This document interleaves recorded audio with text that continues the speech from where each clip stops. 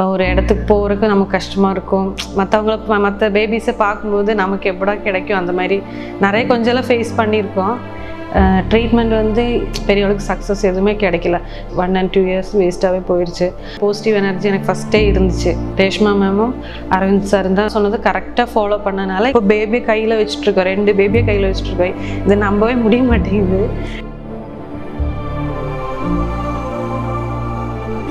எல்லாருக்கும் வணக்கம். திருப்பூர்லேருந்து வரேன். என் பேர் சுமித்ரா, ஹஸ்பண்ட் பேர் வந்து சரவணன். எனக்கு 26 ஏஜ் ஆகுது.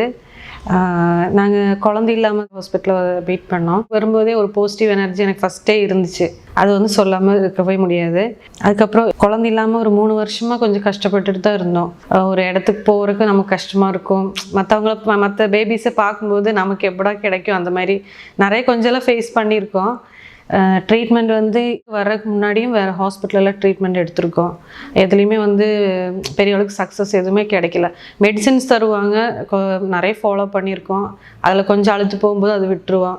அதில் ஒரு 1 year வேஸ்ட்டாகவே போயிடுச்சு. 1 and 2 years வேஸ்ட்டாகவே போயிடுச்சு. கண்டிப்பாக இதில் போனால் சக்ஸஸ் இருக்குன்னு ஹஸ்பண்ட் தான் மெயினாக சப்போர்ட் பண்ணார்.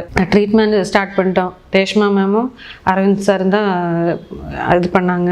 ஸ்டார்ட் பண்ணவுமே எங்களுக்கு எங்கேயுமே ஒரு விஷயத்துலும் கூட ஒரு நெகட்டிவ் தாட்டே வந்தது கிடையாது. ஸ்டார்டிங்லேருந்து இப்போ பேபியை கையில் வச்சுட்ருக்கோம். 2 பேபியை கையில் வச்சுட்ருக்கோம். இதை நம்பவே முடிய மாட்டேங்குது. அது எங்கேயுமே ஒரு இதில் கூட ஸ்டாப்பிங்கே இல்லாமல் கண்டினியூஸாக மேம் சொன்னது சார் சொன்னது கரெக்டாக ஃபாலோ பண்ணனால இன்றைக்கி எங்கள் கையில் 2 பேபி இருக்குது. கண்டிப்பாக சக்ஸஸ் இருக்கும். இங்கே வந்தால் பேபியோடு தான் நீங்கள் திரும்பி போவீங்க. அது டெஃபினட்டாக.